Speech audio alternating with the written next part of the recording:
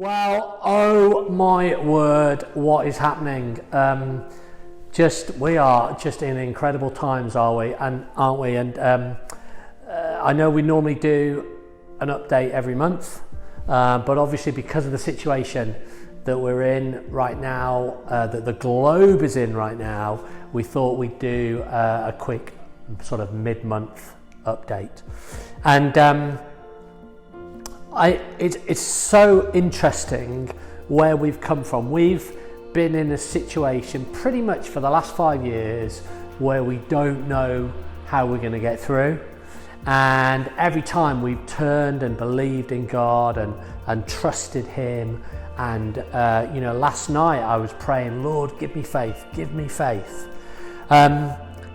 And obviously we're in a state now where a lot of people are living like that. We feel like we've got some of that spiritual muscle memory. And, one of the things that we've learned in these times is just to remember that God is our Jehovah Jireh. And He's the one who provides. And whatever the circumstance, whatever the situation, whatever the name of the disease, God's name, Jesus' name is higher than that, and He's the one that we trust in. So I was talking to a friend of mine recently, Ian Russell, and he said the realm that you focus upon is the realm that you draw from. In other words, what you sort of set your mind to and your eyes and your ears, that is where you're going to get your food from, if you like. So we are inundated at the moment, absolutely inundated with messages that, if we're not careful, can just make fear grow within us. I've had to battle it this week, and I understand why they're doing that, and I understand they've got to keep the nation informed of what's going on, but we just want to be a bit different. And so we want to give everybody the opportunity on social media, because we know that loads more people are going to be looking at social media over the next few weeks. We want to give messages of hope. So we're going to ask for your help, and there's two things that I want you to help us with. Firstly, from here on in, we are going to massively up our game in terms of sharing written stories, videos, audio stories from our archives of the numbers of answer prayers that we've gathered up, and we're going to be sharing them regularly on social media. And we just want to ask you, can you do us a massive favour? Can you share them? Can you tag people in?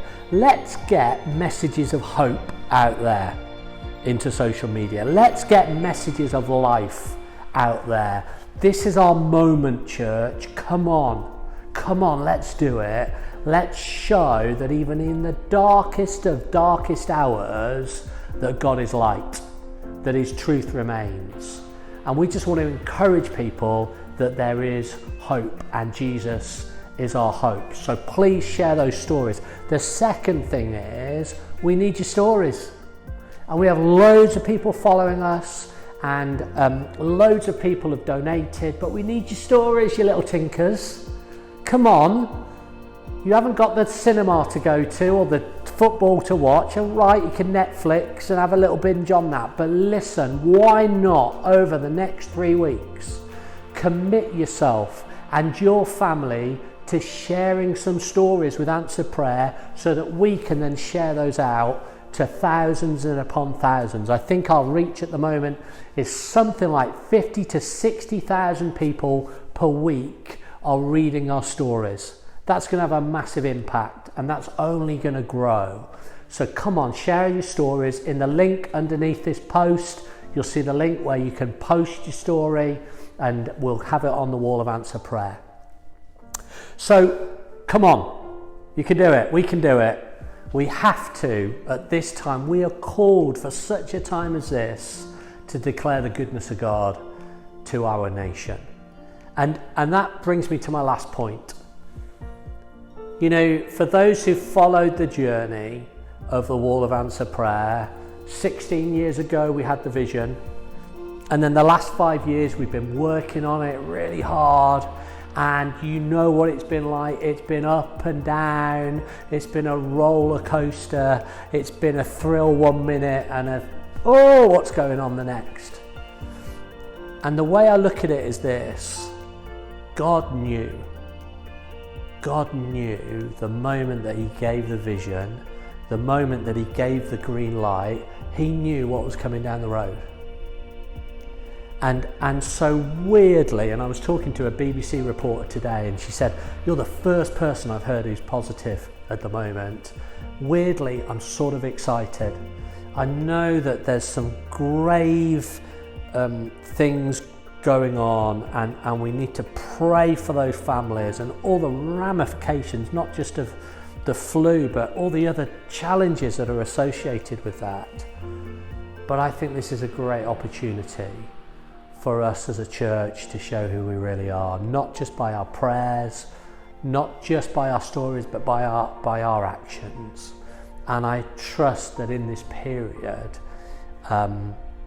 people are going to hear the stories of the God who is alive, the God who listens, and the God who answers, and find him in all of this. So clearly it's a challenge for us, because it's a challenge for everybody, and clearly there are some very real and practical challenges, but God is in control. He is sovereign, and the Bible's really clear. Don't worry about tomorrow.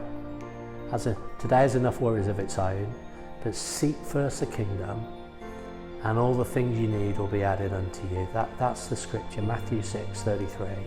Seek first his kingdom, and that will be our focus. That's the realm that we're going to draw upon by focusing on him, focusing on the stories of Jesus as we remember, focusing on the testimonies of what he's done, and that will be the realm that we draw upon.